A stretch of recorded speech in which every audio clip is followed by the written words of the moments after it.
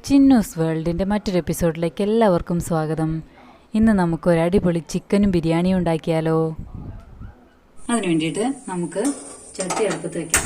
അപ്പോൾ ചട്ടി നന്നായി ചൂടായതിനു ശേഷം നമുക്കതിലേക്ക് ആവശ്യത്തിന് വെളിച്ചെണ്ണ ഒഴിച്ചു കൊടുക്കാം. ഈ വെളിച്ചെണ്ണ നന്നായി ചൂടായതിനു ശേഷം ഇതിലേക്ക് നമുക്ക് ഒരു 1/2 സ്പൂൺ കടുക് ഇട്ട് കൊടുക്കാം. കടുക് പൊട്ടിയതിനു ശേഷം നമുക്കതിലേക്ക് സവാള ചേർത്ത് കൊടുക്കാം. ഇനി ഇതിലേക്ക് നമുക്ക് സവാള ഇട്ട് കൊടുത്തിട്ടുണ്ട്. സവാള നന്നായിട്ട് വഴന്നു വരട്ടെ. അതിലേക്ക് ഞാനൊരു ലേശം ഉപ്പ് കൂടി ചേർത്തിട്ടുണ്ട്. ആവശ്യത്തിന് ഉപ്പ് ചേർത്ത് കൊടുക്കുക. ഏകദേശം വഴന്നതിന് ശേഷം അതിലേക്ക് നമുക്ക് ഒരു 5-6 വെളുത്തുള്ളി ചതച്ച് വെച്ചിട്ടുണ്ട്, അതിടാം. പിന്നെ ഒരു മീഡിയം കഷ്ണം ഇഞ്ചി ചതച്ച് വെച്ചിട്ടുണ്ട്, അതുകൂടി ചേർത്ത് നന്നായിട്ട് ഇളക്കി കൊടുക്കാം.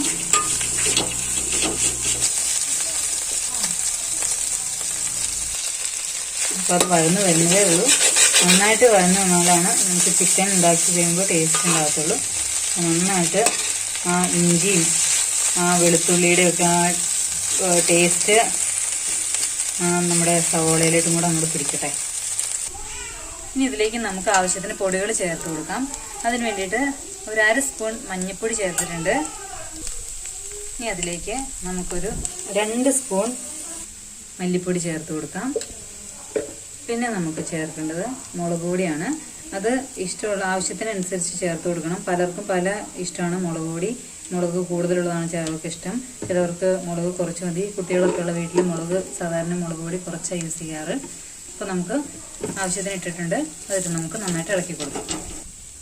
ഇനി നമുക്കിതിലേക്ക് ഒരു 1/4 സ്പൂൺ ഗരം മസാല ചേർത്ത് കൊടുക്കാം. അപ്പോൾ നമ്മളിവിടെ മസാല കൂട്ട് വാങ്ങിച്ചിട്ട് നമ്മളിവിടെ പൊടിച്ചതാണ്. അപ്പോൾ അത് ചേർത്ത് കൊടുക്കാം. ഇത് നന്നായി നമുക്ക് ഒന്ന് ഇളക്കി കൊടുക്കാം. ആ പച്ച മണവും രുചിയും ഒക്കെ ഒന്ന് മാറുന്ന വരെ നന്നായിട്ട് ഇളക്കി കൊടുത്തതിന് ശേഷം നമുക്കതിലേക്ക്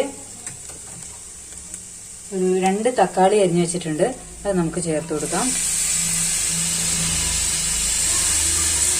എന്നിട്ട് നന്നായിട്ടൊന്ന് ഇളക്കി കൊടുക്കാം. അതിനുശേഷം നമുക്കിതിലേക്ക് ഒരു ക്യാപ്സിക്കം അരിഞ്ഞു വെച്ചിട്ടുണ്ട്, അതുകൂടി ചേർത്ത് കൊടുക്കാം.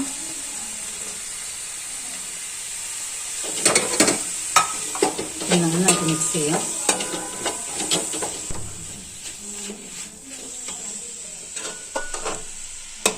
ഇത് നമ്മൾ ഇട്ടിരിക്കുന്ന തക്കാളിയും ആ ക്യാപ്സിക്കവും ജസ്റ്റ് ഒന്ന് വാടിയതിന് ശേഷം നമുക്കതിലേക്ക് ചിക്കൻ ചേർത്ത് കൊടുക്കാം. ഇതിൽ ഞാൻ ചേർത്തിരിക്കുന്നത് ഒരു മുട്ടയുടെ വെള്ള ചേർത്തിട്ടുണ്ട്, ആവശ്യത്തിന് ഉപ്പ് ചേർത്ത് കൊടുത്തിട്ടുണ്ട്, പിന്നെ നമ്മുടെ ചിക്കൻ മസാല ചേർത്തിട്ടുണ്ട്, പിന്നെ ഒരു 2 സ്പൂൺ വെളിച്ചെണ്ണ കൂടി ഇതിൽ ചേർത്ത് കൊടുത്തിട്ടുണ്ട്. ഇത് നമുക്ക് ഇതിലേക്ക് ചേർത്ത് കൊടുക്കാം.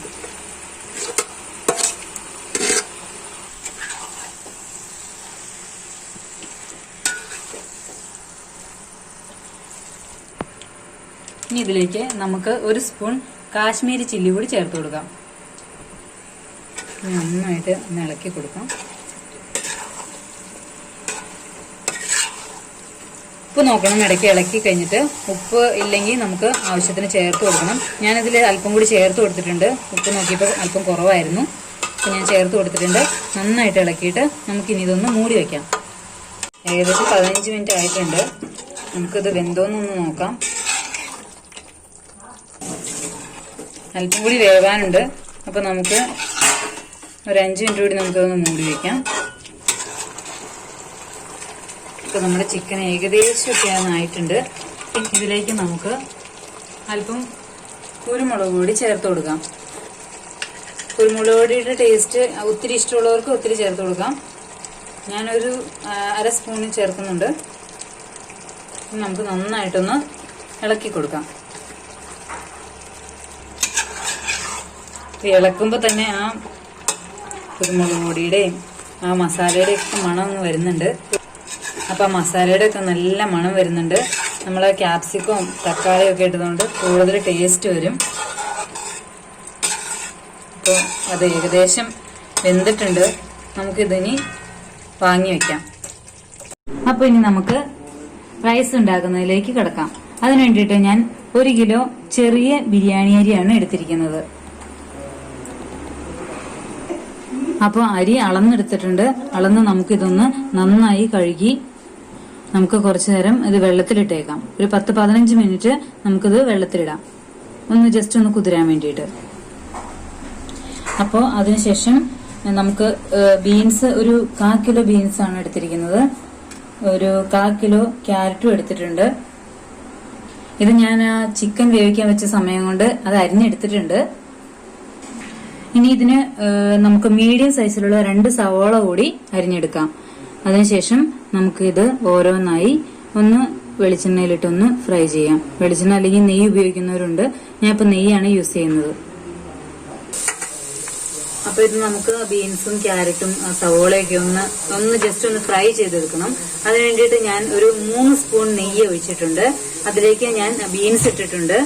അപ്പൊ ബീൻസ് നന്നായിട്ടൊന്ന് ജസ്റ്റ് ഒന്ന് വഴന്ന് വന്നു കഴിയുമ്പോൾ നമുക്കിതിലേക്ക് ഒരു സ്വല്പം ഇതിന് കൂടാൻ വേണ്ടിയിട്ട് മാത്രം ഈ ബീൻസിന് പാകത്തിന് മാത്രം ഉപ്പ് ചേർത്ത് കൊടുക്കാം. അപ്പൊ ബീൻസ് ഏകദേശം വഴന്ന് വന്നിട്ടുണ്ട്. നമുക്കിതൊരു പാത്രത്തിലേക്ക് മാറ്റാം. അപ്പോൾ ബീൻസ് വാങ്ങിക്കഴിഞ്ഞതിന് ശേഷം അതിലേക്ക് ക്യാരറ്റ് ഇട്ടിട്ടുണ്ട്. ക്യാരറ്റിലേക്ക് ഒരല്പം ഉപ്പ് കൂടി ചേർത്ത് കൊടുത്തിട്ടുണ്ട്. ഇതുകൂടി വഴന്നു കഴിയുമ്പോൾ നമുക്കിത് ഒരു പാത്രത്തിലേക്ക് മാറ്റി വയ്ക്കാം. അപ്പോൾ നമുക്ക് സവാള കൂടി അതുപോലെ നെയ്യിലിട്ട് നമുക്കൊന്ന് വഴറ്റി എടുക്കാം. അപ്പോൾ അരി നമ്മൾ വെള്ളത്തിലിട്ടിരുന്നത് കഴുകി വാരി എടുക്കുകയാണ്. കഴുകി വാരി ഇതുപോലെ വെള്ളം തോരാൻ വേണ്ടിയിട്ട് നമുക്കൊരു അരിപ്പ പാത്രത്തിലേക്ക് എടുത്തു വെക്കാം. അപ്പോൾ അണ്ടിപ്പരിപ്പ് മുന്തിരി കൂടി നമുക്ക് ഇതുപോലെ ഒന്ന് ചൂടാക്കി എടുത്ത് വെക്കാം. അപ്പോൾ നമുക്കൊരു ചെരുവം അടുപ്പത്തിട്ട് വെക്കാം. റൈസ് തയ്യാറാക്കാം. ചൂടായതിനു ശേഷം നമുക്കതിലേക്ക് 2 സ്പൂൺ നെയ്യ് ഇട്ട് കൊടുക്കാം.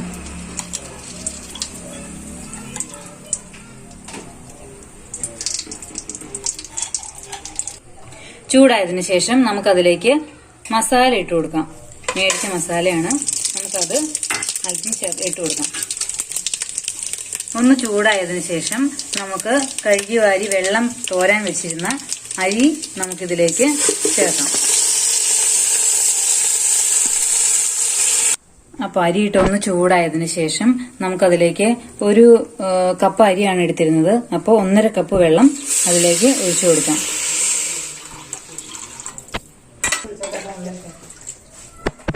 അപ്പോൾ 1.5 കപ്പ് വെള്ളം ഇതിലേക്ക് ഒഴിച്ചു കൊടുത്തിട്ടുണ്ട്.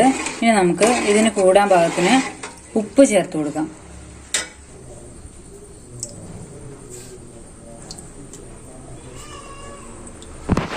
അപ്പോൾ ഇനി നമുക്കിതൊന്ന് മൂടി വെച്ച് ഒരു 15 മിനിറ്റ് മൂടി വെച്ച് വേവിക്കാം.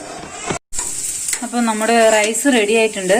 ഇതിലേക്ക് നമുക്ക് നമ്മൾ ഫ്രൈ ചെയ്ത് വെച്ചിരുന്ന ബീൻസും ക്യാരറ്റും സവോളയും എല്ലാം നമുക്കൊന്ന് അണ്ടിപ്പരിപ്പ് മുന്തിരിങ്ങ അതെല്ലാം നമുക്കൊന്ന് ചേർത്ത് കൊടുക്കാം. അപ്പോൾ നമുക്കിത് വേറൊരു പാത്രത്തിലേക്ക് മിക്സ് ചെയ്യാം.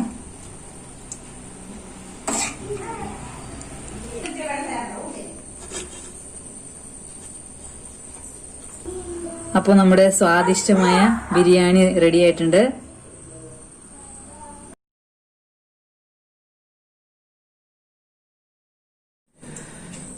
നമ്മളുണ്ടാക്കിയ ബിരിയാണി നമുക്കൊന്ന് ടേസ്റ്റ് ചെയ്ത് നോക്കാം.